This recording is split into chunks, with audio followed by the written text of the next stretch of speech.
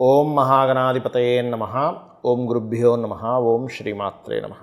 11వ తేదీ నుంచి 17వ తేదీ వరకు ఉన్నటువంటి గ్రహస్థితి ఏమిటి, ఈ వార ఫలితాలు ఎలా ఉన్నాయి, ఏ విషయాల్లో మనం జాగ్రత్త పడాలి, ఏ విషయాల పట్ల అంటే ఎటువంటి విషయాల ద్వారా మనకి కొత్త అవకాశాలు అందిపుచ్చుకోబోతున్నారు, ఎటువంటి పరిహార మార్గాలు చేసుకోవాలనేటువంటి విషయాన్ని ఇప్పుడు మనం తెలుసుకుందాం. దీనికంటే ముందుగా ఏంటంటే అసలు గ్రహస్థితి ఏ విధంగా ఉంది అని చెప్పి చూసుకున్నట్లయితే పర్టికులర్గా మనకి మీన కన్యా రాశిలో రాహుకేతువులు ఉన్నారు. మీనంలో రాహు, కన్యలో కేతువు. అదేవిధంగా వృషభ రాశిలో గురు కుజులు, కర్కాటక రాశిలో రవి 17వ తేదీ వరకు ఉండి 17వ తేదీ రవి మారుతున్నాడు సింహంలోకి. ఇక సింహరాశిలో శుక్ర బుధుల యొక్క సంచారం జరుగుతుంది. అదేవిధంగా కుంభంలో శని యొక్క సంచారం వక్రించింది. మరియు చంద్రుడు ఈ వారం రోజులు కూడా తులారాశి నుంచి ధనుస్సు రాశి వరకు సంచరిస్తుంటాడు. ఈ యొక్క గ్రహస్థితిని అనుసరించి ద్వాదశ లగ్నాల వారికి ప్రత్యేకంగా, లగ్నం తెలియని వారు రాశి నుంచి చూసుకోండి, వారికి ఎటువంటి ఫలితాలు రానున్నాయి అనేటువంటి విషయాలు మనం ఇప్పుడు తెలుసుకుందాం. ధనుర్లగ్నము, ధనస్సు రాశి. ధనస్సు వారికి మీకు ప్రధానంగా ఈ 11, 12 తేదీలు కాస్త మీరు షేర్ మార్కెటింగ్ రిలేటెడ్ సంబంధించినటువంటి అంశాలలో నిర్ణయాలు తీసుకునేటువంటి విషయాల్లో కాస్త జాగ్రత్తగా ఉండండి. 11, 12 తేదీలు. మరి 13, 14, 15 తేదీలు కనుక చూసుకున్నట్లయితే ఈ సమయంలో కొంచెం పూర్వీకుల ఆస్తులకు సంబంధించినటువంటి విషయంలో కొన్ని కీలకమైనటువంటి నిర్ణయాలు తీసుకోవాల్సిన పరిస్థితి ఉంటుంది. ఈ సమయంలో తీసుకున్న నిర్ణయమే మీ యొక్క లైఫ్ని మారుస్తుంది చెప్పాలంటే. అదేవిధంగా 16, 17 తేదీల్లో మీరు ఏదైనా అగ్ని సంబంధించిన వస్తువులు దగ్గర మీరు పనిచేసేటప్పుడు కానివ్వండి, ఏదైనా పవర్ రిలేటెడ్ ఏదైనా ఆపరేట్ చేసేటప్పుడు కానీ కొంత జాగ్రత్తగా ఉంటూ ప్రయాణాల్లో కాస్త జాగ్రత్తగా ఉండాలి ఈ 16, 17 తేదీలు. ఫినాన్షియల్గా గ్రోత్ అయితే ఉంటుంది, కాకపోతే రావాల్సిన ధనం కాస్త ఆలస్యంగా వస్తూ ఉంటాయి. దానికి మీరు శని భగవానుడి దగ్గర దీపారాధన చేసినట్లయితే ఆలస్యంగా వచ్చేది కాస్త త్వరగా వచ్చే యోగం పడుతుంది. అలాగే బయట దేశాలకు వెళ్ళి అక్కడ ఏదైనా మీరు నివాసం ఉండడానికి పర్మనెంట్ రెసిడెన్స్ పిఆర్ అంటారు అండ్ గ్రీన్ కార్డ్ హోల్డర్స్గా మారడానికి మీరు చేసే ప్రయత్నం ఫలిస్తుంది. అలాగే కాస్త ఈ 2 గ్రహాలు, అందులో పర్టికులర్గా 2 శుభగ్రహాలు మీకు భాగ్యస్థానంలో శుక్రబుధులు ఉంటే, ఒక శుభగ్రహం ఒక పాపగ్రహంతో 6వ స్థానంలో కుజ గురువులు ఉన్నారు. కాబట్టి ఈ గ్రహాలు ఇక్కడ ఉన్నప్పుడు పర్టికులర్గా మీరు వివాహ జీవితం విషయంలో, జీవిత భాగస్వామి విషయంలో, లేదా పార్ట్నర్స్ విషయంలో గురువారము, మంగళవారం ఎటువంటి తొందరపాటు నిర్ణయాలు తీసుకోకండి. బికాజ్ ఆఫ్ ధనుర్లగ్నానికి ఈ వారాలు ఇప్పుడున్న ప్లానటరీ పొజిషన్, ఎప్పటికీ కాదు ఇప్పుడున్న ప్లానటరీ పొజిషన్స్లో ఈ వారాలు మీరు ఒక వివాహ సంబంధం కోసం వెళ్ళినప్పుడు తీసుకునే నిర్ణయం విషయం కానివ్వండి, మీ జీవిత భాగస్వామి, ఒక్కోసారి కొంతమందికి లైఫ్లో ఏం జరుగుతుందంటే ఏదో తొందరపాటులో డివోర్స్ అంటారు, దాని తర్వాత ఆలోచిస్తూ అయ్యో నేను అనవసరంగా వదులుకున్నాను అని చెప్పి తర్వాత బాధపడుతూ ఉంటారు. సో ఈ యొక్క విషయాల్లో కొంత జాగ్రత్త వహించండి. దశమకేతు ఉన్నందుకు మీకు ఉద్యోగ సంబంధించిన విషయంలో ఏదైనా సాఫ్ట్వేర్ రంగాల్లో ఉండేటువంటి వారికి కొత్త అవకాశాలు వస్తాయి. కాకపోతే ఇక్కడ మీకు దగ్గరలో గణపతి ఆలయం కనుక ఉన్నట్లయితే గణపతి ఆలయానికి వెళ్ళి ప్రదక్షిణం చేసుకుంటూ మీరు ట్రై చేసినట్లయితే మీకు త్వరగా వస్తుంది. సంతానం కోసం ప్రయత్నం చేసేటువంటి వారికి కొన్ని చికిత్సల ద్వారా సంతాన యోగం ఉంది. మరియు మీరు చేయవలసిన దేవతారాధన లక్ష్మీ నరసింహస్వామి ఆరాధన చేయండి, అనే విధాలు బాగుంటుంది.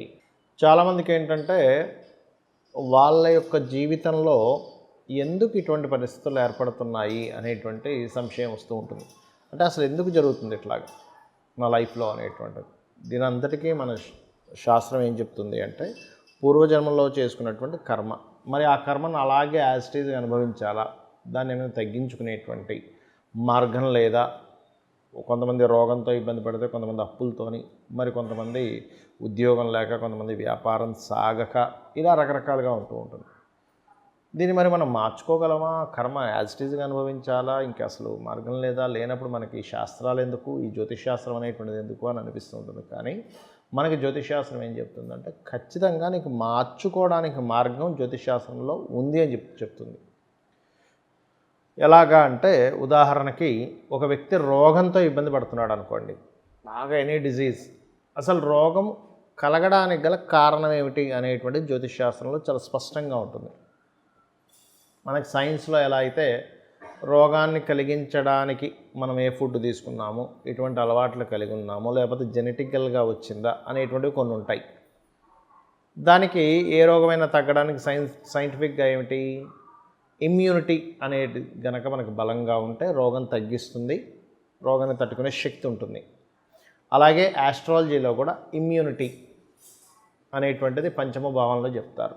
అందుకే మనకి శాస్త్రంలో చూడండి, సూర్యభగవాను విషయంలో ఆరోగ్యం భాస్కరాదిత్యేత్ అంటారు. అంటే సూర్యభగవాను కనుక ఆరాధిస్తే ఆరోగ్యం ఉంటుంది. మరి ఆరోగ్యం పోర్ట్ఫోలియో సూర్యభగవానుడికి ఎందుకు ఇచ్చారు? న్యాచురల్ 5th హౌస్ సూర్యభగవానుడు. సహజంగా మేషం నుంచి 5వ అధిపతి. సహజంగా కూడా సూర్యుడికి జ్యోతిష్ శాస్త్రంలో గుండెకాయగా చెప్తారు. సూర్యుడు ఈజ్ హార్ట్ ప్రాబ్లమ్స్ ఎవరికైనా వస్తున్నాయి అంటే అతని యొక్క సన్ స్పాయిల్ అయి ఉంటాడు. వాళ్ళ జన్మజాతకంలో లేదా సింహరాశి మీద పాపగ్రహ సంబంధాలు ఇట్లా ఉంటాయి. మరి ఇక్కడ మీరు గమనించినట్లయితే ఈ యొక్క కాంబినేషన్ ఏదైతే ఉందో, మనకి రోగాన్ని ఏ గ్రహాలు ఇస్తున్నాయో తెలుసుకొని దాన్ని తగ్గించుకోవడానికి మీ పంచమాధిపతి, మీ లగ్నం నుంచి పంచమాధిపతి ఎవరో అలా తెలుసుకోవచ్చు. అదేవిధంగా ఇది ఒకటే కాదు, మీరు అప్పులు బాగా పెరుగుతున్నాయి, రుణ రోగ శత్రుస్థానం 6వ స్థానం, దానికి పంచమ స్థానం ఎవరవుతున్నారు. ఉద్యోగం రావట్లేదు, అసలు ఎందుకు రావట్లేదు, ఎక్కడికి వెళ్తే వస్తుంది, ఏ రంగాల్లోకి వెళ్తే మనకు వస్తుంది, అసలు ఉందా లేదా, ఒకవేళ ఉంటే ఉద్యోగంలో ఉందా మన యొక్క జీవితం, లేదా వ్యాపారంలో ఉందా. సరే, ఒక వ్యాపారం చేస్తున్నాము, ఆ వ్యాపారంలో అసలు ఎందుకు మనకి లాభం రావట్లేదు అంటే అక్కడ మీకు వ్యాపారం చేయడం వరకే ఉంటుంది, కానీ ఆ వ్యాపారంలో ధనం వచ్చేది ఉండదు. గుర్తుపెట్టుకోండి, మీరు ఒక కర్మ చేస్తారు, కానీ ఆ కర్మ ద్వారా ధనం రావాలా వద్దా అనేటువంటిది మీ యొక్క పర్సనల్ చార్ట్లో మీరు పూర్వజన్మలో చేసుకున్నటువంటి కర్మ ఆధారంగా ఉంటుంది. మీ ఎవరికైనా సరే ధనం పలానా దాంట్లో రావాలి అని ఉందనుకోండి, ఆ పర్టికులర్ అంశం చేయడం ద్వారా ఎక్కువగా పొందుతాడు. మిగతా వాటి ద్వారా ఏమవుతుందంటే, ఇప్పుడు ఒక జన్మజాతకం తీసుకొని వీళ్ళు ఈ మార్గంలో ఈ దీంట్లో వెళ్తే ధనం బాగా సంపాదిస్తారు అనేటువంటిది ఒకటి ఉంటుంది. మిగతావన్నీ వదిలిపెట్టి కేవలం దాంట్లో కనుక ఉన్నట్లయితే ఖచ్చితంగా దాంట్లో బాగా డబ్బులు వస్తాయి. మరి మిగతా మార్గాల్లో రావా అంటే కేవలం బ్రతకడం వరకు లేదా నెట్టుకుంటూ వెళ్ళడం వరకే ఉంటుంది. దీని మీద నేను కొన్ని వేల జాతకాల మీద పరిశోధన చేసి చెప్తున్నటువంటి అంశం ఇది. గుర్తుపెట్టుకోండి, కొన్ని వేలు, వందలు కూడా కాదు, గుర్తుపెట్టుకోండి. 100% ఇది ట్రూ. ఇది అయితే ఎవరికైతే ధనస్థానాధిపతి, పంచమ స్థానాధిపతి, అలాగే భాగ్యాధిపతి, లాభాధిపతి, ఇట్లా కొన్ని లక్ష్మీ స్థానాలు అంటారు.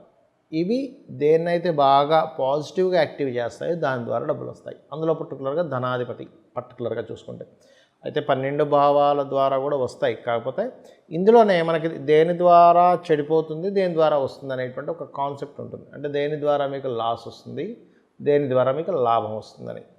ఇది కనుక పట్టుకోగలిగితే మనిషి యొక్క జీవితంలో ప్రతి దానికి ఆన్సర్ దొరుకుతుంది. అంటే మనిషి మానసికంగా బాధపడుతున్నాడు, చిన్న ఎగ్జాంపుల్, వేటిని పట్టుకోవడం ద్వారా ఎక్కువ బాధపడుతున్నాడు, వేటిని వదిలేయడం ద్వారా బాధపోతుంది అనేది కనుక తెలుసుకోగలిగితే అది జ్యోతిష్ శాస్త్రంలో ఉంటుంది. అది బిజినెస్ కానివ్వండి, జాబ్ కానివ్వండి, విదేశాలకు వెళ్ళడం కానివ్వండి, లేనట్లయితే ఆ మనిషి యొక్క జీవిత భాగస్వామిని ఎంపిక చేసుకునేటువంటి అంశంలో కానివ్వండి, ప్రతిదానికి ఇది అప్లై అవుతుంది. కేవలం దీనికి అప్లై అవుతుంది, దీనికి అప్లై అవ్వదని కాదు. మరి ఇవన్నీ మన పర్సనల్ చార్ట్లోనే ఉంటాయి.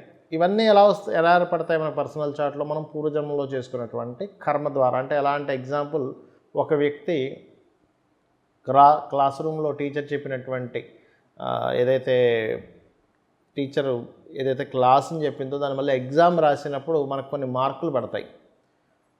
చెప్పిన తర్వాత మనం విని తర్వాత ఎగ్జామ్ రాసిన తర్వాత ఎండింగ్లో మార్కులు పడిన తర్వాత దానికి మళ్ళీ కొన్ని రోజుల వ్యవధిలో మనకి రిజల్ట్ రావడం, దాని ద్వారా మన క్వాలిఫికేషన్ ఏంటి, సక్సెస్ అయ్యామా ఫెయిల్యూర్ అయ్యామని మనకు ఎట్లా తెలుస్తుందో, మనం పూర్వజంలో చేసిన కర్మని బట్టి ఇక్కడ మనకి మార్కులు పడ్డట్టుగా ఇక్కడ మనకి ఆ కర్మను అనుభవిస్తూ ఉంటాం.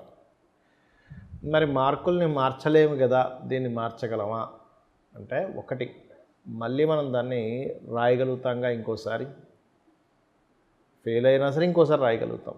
ఆ ఇంకోసారి రాసేటువంటి ప్రక్రియ, బెటర్మెంట్ కోసం రాసే ప్రక్రియ ఏదైతే ఉందో, ఈ జన్మలో చేసేటువంటి మనం దేన్ని ఆశ్రయించి ఉండాలి, దేన్ని ఆశ్రయించకూడదు, దానికి ఏ మంత్రం చేసుకోవాలి.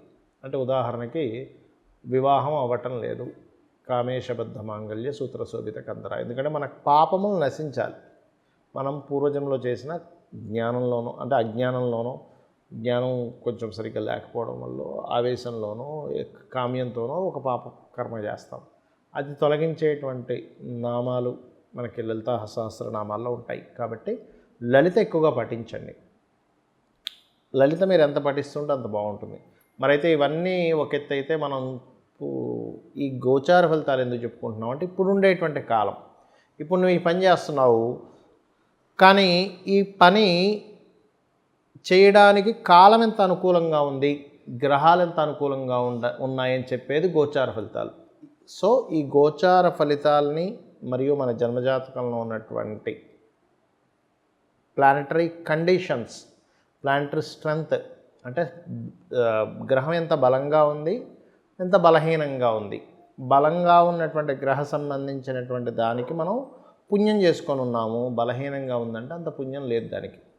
కాబట్టి దేన్ని ఎలాగ మనం అర్థం చేసుకొని ముందుకు వెళ్ళాలని చెప్పేది జ్యోతిషాస్త్రం.